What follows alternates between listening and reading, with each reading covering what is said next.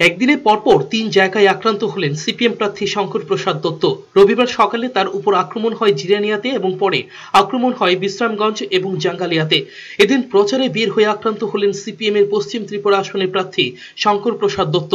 প্রার্থীর সঙ্গে থাকা দুটি প্রচার গাড়িতে ভাঙচুর চালানো হয় এবং আগুন ধরিয়ে দেওয়া হয় বলে অভিযোগ। আহত হয়েছেন ৫-৬ জন সিপিএম নেতাকর্মী। রবিবার দিনের প্রথম ঘটনাটি ঘটে জিরানিয়ার মোহনপুরে। সেখানে সিপিএম প্রার্থীর গাড়ি ভাঙচুর করা হয়।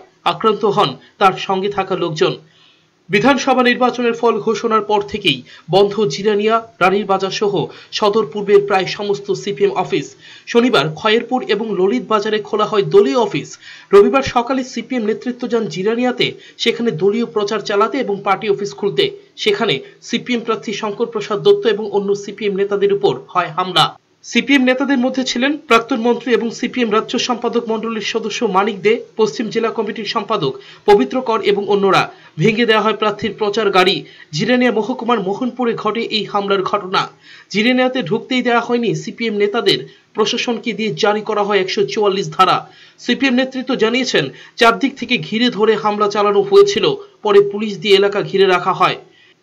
সিপিএম রাজ্য সম্পাদক গৌতম দাস অভিযোগ করেন, পূর্ব নির্ধারিত বিশ্রামগঞ্জ এলাকায় এক কর্মসূচিতে যোগদান করলে সেখানেও আক্রমণ হয়। দুপুরেই তার উপর ফের আক্রমণের ঘটনা ঘটে বিশালগড়ের জাঙ্গালিয়াতে। সিপিএম নেতৃত্ব জানিয়েছেন, এদিন বিশ্রামগঞ্জ বাজারে সিপিএম প্রার্থীর সমর্থনে পথসভা চলছিল। সেই সভাতে যাবার সময় তার উপর আক্রমণ করে গেরুয়া শিবিরের লোকজন। তাদের গাড়ি থেকে নামিয়ে মারধর করা হয় বলে অভিযোগ। শঙ্কর প্রসাদ দত্তের সঙ্গে থাকা পার্টির কর্মীরাও আক্রান্ত হন বলে অভিযোগ। ভাঙ্গা হয় তাদের সঙ্গে থাকা গাড়ি, পরে পুলিশ এসে তাদের রক্ষা করেন।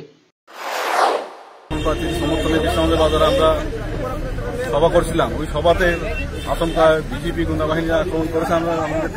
আমাকে পিটেছে, মমতাকেও মারতেও পিটেছে।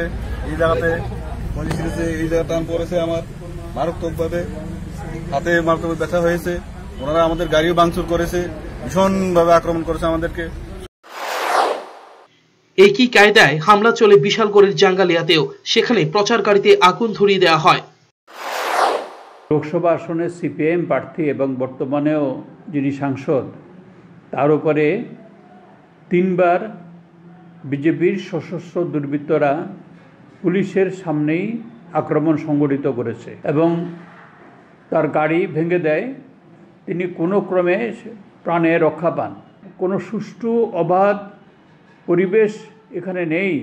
আমরা যেটা বারবার ভারতের নির্বাচন কমিশনকে বলে এসেছি, এখানে চিফ ইলেকটরাল অফিসারকে আমরা বলেছি যে সুষ্ঠু অবাধ শান্তিপূর্ণ নির্বাচনের ব্যবস্থা করতে হবে, যাতে ভোটাররা ভয়মুক্ত পরিবেশে ভোট দিতে পারেন। সেভাবে তারা প্রতিশ্রুতি দিয়েছিলেন, কোনো প্রতিশ্রুতি তারা রক্ষা করেননি।